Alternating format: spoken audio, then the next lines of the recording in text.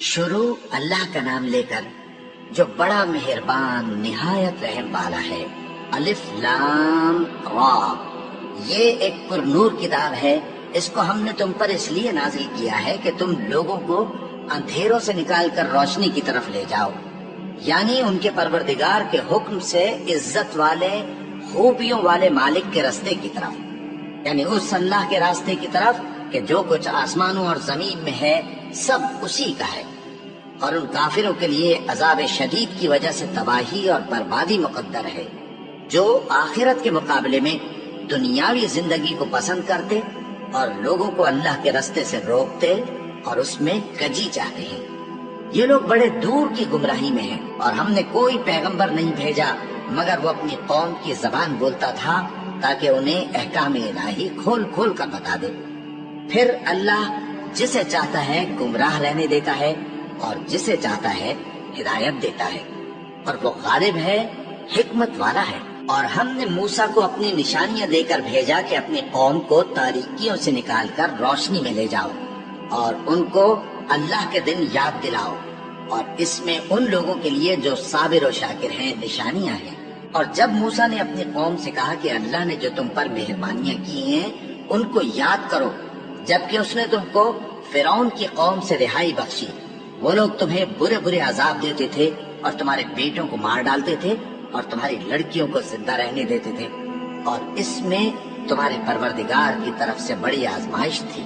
اور جب تمہارے پروردگار نے تم کو آگاہ کیا کہ اگر شکر کرو گے تو میں تمہیں زیادہ دوں گا، اور اگر ناشکری کرو گے تو یاد رکھو کہ میرا عذاب بھی سخت ہے۔ اور موسیٰ نے صاف صاف کہہ دیا کہ اگر تم اور جتنے اور لوگ زمین میں ہیں سب کے سب ناشکری کرو تو بھی اللہ بے نیاز ہے، قابل تعریف ہے۔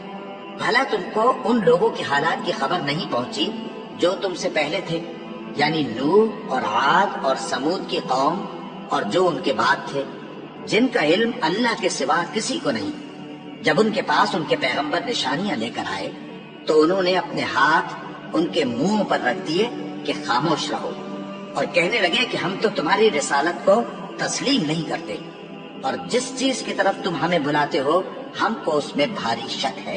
ان کے پیغمبروں نے کہا، کیا تم کو اللہ کے بارے میں شک ہے جو آسمانوں اور زمین کا پیدا کرنے والا ہے؟ وہ تمہیں اس لیے بلاتا ہے کہ تمہارے گناہ بخشے اور ایک مدت مقرر تک تم کو مہلت دے۔ وہ بولے کہ تم تو ہمارے ہی جیسے آدمی ہو، تمہارا یہ منشا ہے کہ جن چیزوں کو ہمارے بڑے پوجتے رہے ہیں ان کے پوجنے سے تم ہمیں روک دو، تو اچھا کوئی کھلی دلیل لاؤ، یعنی معجزہ دکھاؤ۔ پیغمبروں نے ان سے کہا کہ ہاں ہم تمہارے ہی جیسے آدمی ہیں، لیکن اللہ اپنے بندوں میں سے جس پر چاہتا ہے نبوت کا احسان کرتا ہے، اور ہمارے اختیار کی بات نہیں کہ ہم اللہ کے حکم کے بغیر تم کو تمہاری فرمائش کے مطابق معجزہ دکھائیں۔ اور اللہ ہی پر مومنوں کو تو بھروسہ رکھنا چاہیے، اور ہم کیوں اللہ پر بھروسہ نہ رکھیں، حالانکہ اس نے ہم کو ہمارے دین کے سیدھے راستے بتائے ہیں، اور جو تکلیفیں تم ہم کو دیتے ہو اس پر ہم صبر کریں گے۔ اور اہل توکل کو تو اللہ ہی پر بھروسہ رکھنا چاہیے۔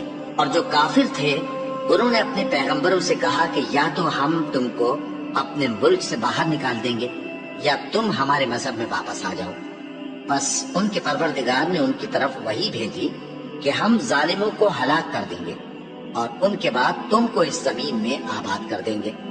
یہ اس شخص کے لیے ہے جو قیامت کے روز میرے سامنے کھڑے ہونے سے ڈرے اور میرے عذاب سے خوف کرے۔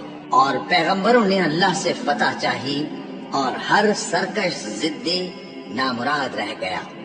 اس کے پیچھے دوزخ ہے اور اسے پیپ والا پانی پلایا جائے گا، وہ اس کو گھوٹ گھوٹ کر کے پیے گا اور گلے سے نہیں اتار سکے گا، اور ہر طرف سے اسے موت آ رہی ہوگی مگر وہ مرنے میں نہیں آئے گا، اور اس کے بعد سخت عذاب ہوگا۔ جن لوگوں نے اپنے پروردگار سے کفر کیا ان کے اعمال کی مثال راکھ کی سی ہے کہ آندھی کے دن اس پر زور کی ہوا چلے جو اسے اڑا لے جائے۔ اسی طرح جو کام وہ کرتے رہے ان پر ان کو کچھ قابو نہ ہوگا۔ یہی تو پرلے سرے کی گمراہی ہے۔ کیا تم نے نہیں دیکھا کہ اللہ نے آسمانوں اور زمین کو تدبیر سے پیدا کیا ہے؟ اگر وہ چاہے تو تم کو نابود کر دے اور تمہاری جگہ نئی مخلوق پیدا کر دے۔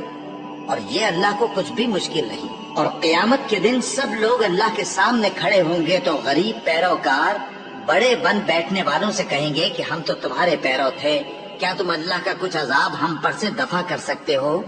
وہ کہیں گے کہ اگر اللہ ہم کو ہدایت کرتا تو ہم تم کو ہدایت کرتے۔ اب ہم گھبراہٹ ظاہر کریں یا صبر کریں ہمارے حق میں برابر ہے، کوئی جگہ رہائی کی ہمارے لیے نہیں ہے۔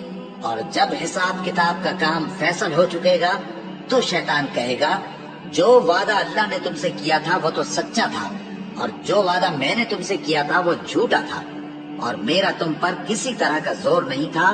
ہاں، میں نے تم کو گمراہی اور باطل کی طرف بلایا تو تم نے جلدی سے اور بے دلیل میرا کہنا مان لیا۔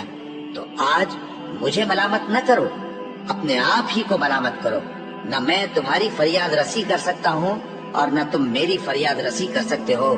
میں اس بات سے انکار کرتا ہوں کہ تم پہلے مجھے شریک بناتے تھے۔ بے شک جو ظالم ہیں ان کے لیے درد دینے والا عذاب ہے۔ اور جو ایمان لائے اور عمل نیک کرتے رہے وہ بہشتوں میں داخل کیے جائیں گے جن کے نیچے نہریں بہ رہی ہیں۔ اپنے پروردگار کے حکم سے وہ ہمیشہ ان میں رہیں گے، وہاں وہ ہر ملاقات پر ایک دوسرے کو سلام کہیں گے۔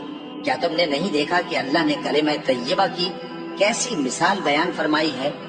وہ ایسی ہے جیسے پاکیزہ درخت جس کی جڑ مضبوط ہو اور شاخیں آسمان میں پھیلی ہو۔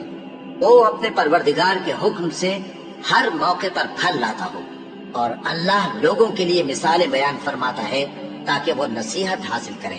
اور ناپاک بات یعنی غلط عقیدے کی مثال ناپاک درخت کی سی ہے کہ وہ زمین کے اوپر ہی سے اکھیڑ کر پھینک دیا جائے، اس کو ذرا بھی قرار و ثبات نہیں۔ اللہ مومنوں کے دلوں کو صحیح اور پکی بات سے دنیا کی زندگی میں بھی مضبوط رکھتا ہے اور آخرت میں بھی رکھے گا۔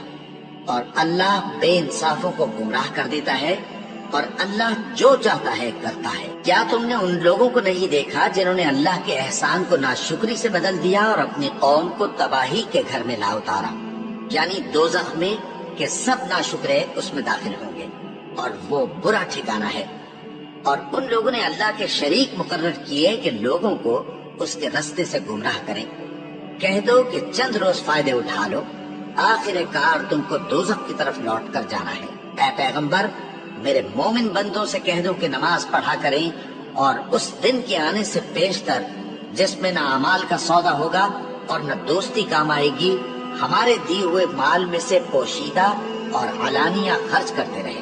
اللہ ہی تو ہے جس نے آسمانوں اور زمین کو پیدا کیا اور آسمان سے مے برسایا، پھر اس سے تمہارے کھانے کے لیے پھل پیدا کیے اور کشتیوں اور جہازوں کو تمہارے زیر فرمان کیا تاکہ وہ سمندر میں اس کے حکم سے چلے، اور نہروں کو بھی تمہارے زیر فرمان کیا، اور سورج اور چاند کو تمہارے لیے کام میں لگا دیا کہ دونوں دن رات ایک ڈگر پر چل رہے ہیں، اور رات اور دن کو بھی تمہاری خاطر کام میں لگا دیا، اور جو کچھ تم نے مانگا سب میں سے تم کو عنایت کیا۔ اور اگر اللہ کے احسان گننے لگو تو شمار نہ کر سکو، مگر لوگ نعمتوں کا شکر نہیں کرتے۔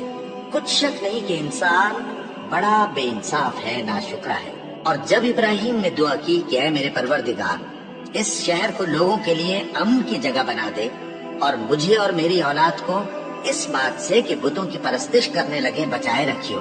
اے پروردگار، انہوں نے بہت سے لوگوں کو گمراہ کیا ہے، سو جس شخص نے میرا کہا مانا وہ میرا ہے، اور جس نے میری نافرمانی کی تو بخشنے والا ہے، مہربان ہے۔ اے پروردگار، میں نے اپنی اولاد ایک وادی میں جہاں کھیتی نہیں، تیرے عزت و ادب والے گھر کے پاس لا بسائی ہے۔ اے پروردگار، تاکہ یہ نماز پڑھیں سو تو لوگوں کے دلوں کو ایسا کر دے کہ ان کی طرف جھکے رہیں، اور ان کو میووں سے روزی دیتے رہنا تاکہ تیرا شکر کریں۔ اے پروردگار، جو بات ہم چھپاتے اور جو ظاہر کرتے ہیں تو سب جانتا ہے، اور اللہ سے کوئی چیز مخفی نہیں، نہ زمین میں نہ آسمان میں۔ اللہ کا شکر ہے جس نے مجھ کو بڑی عمر میں اسماعیل اور اسحاق بخشے، بے شک میرا پروردگار دعا سننے والا ہے۔ اے پروردگار، مجھ کو ایسی توفیق عنایت کر کہ نماز پڑھتا رہوں، اور میری اولاد کو بھی یہ توفیق بخش۔ اے پروردگار، میری دعا قبول فرما۔ اے پروردگار، حساب کتاب کے دن میری اور میرے ماں باپ کی اور مومنوں کی مغفرت کیجو۔ اور مومنوں یہ نہ سمجھنا کہ یہ ظالم جو کام کر رہے ہیں اللہ ان سے بے خبر ہے، وہ ان کو اس دن تک مہلت دے رہا ہے جبکہ دہشت کے سبب آنکھیں پھٹی کی پھٹی رہ جائیں گی اور لوگ سر اٹھائے ہوئے میدان قیامت کی طرف دوڑ رہے ہوں گے، ان کی نگاہیں خود اپنی طرف لوٹ نہ سکیں گی اور ان کے دل مارے خوف کے ہوا ہو رہے ہوں گے۔ اور لوگوں کو اس دن سے آگاہ کر دو جب ان پر عذاب آ جائے گا، تب ظالم لوگ کہیں گے کہ اے ہمارے پروردگار، ہمیں تھوڑی سی مہلت عطا کر تاکہ ہم تیری دعوت توحید قبول کریں اور تیرے پیغمبروں کے پیچھے چلیں۔ تو جواب ملے گا، کیا تم پہلے قسمیں نہیں کھایا کرتے تھے کہ تم کو اس حال سے جس میں تم ہو زوال نہیں ہوگا؟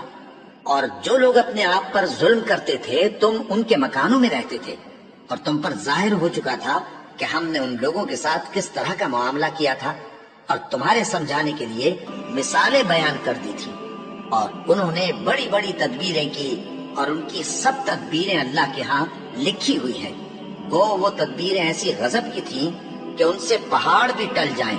تو ایسا خیال نہ کرنا کہ اللہ نے جو اپنے پیغمبروں سے وعدہ کیا ہے وہ اس کے خلاف کرے گا۔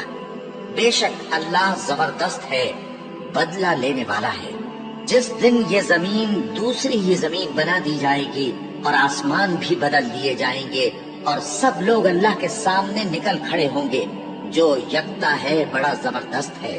اور اس دن تم گناہگاروں کو دیکھو گے کہ زنجیروں میں جکڑے ہوئے ہیں، ان کے کرتے تارپول کے ہوں گے اور ان کے چہروں کو آگ لپٹ رہی ہوگی، یہ اس لیے کہ اللہ ہر شخص کو اس کے اعمال کا بدلہ دے۔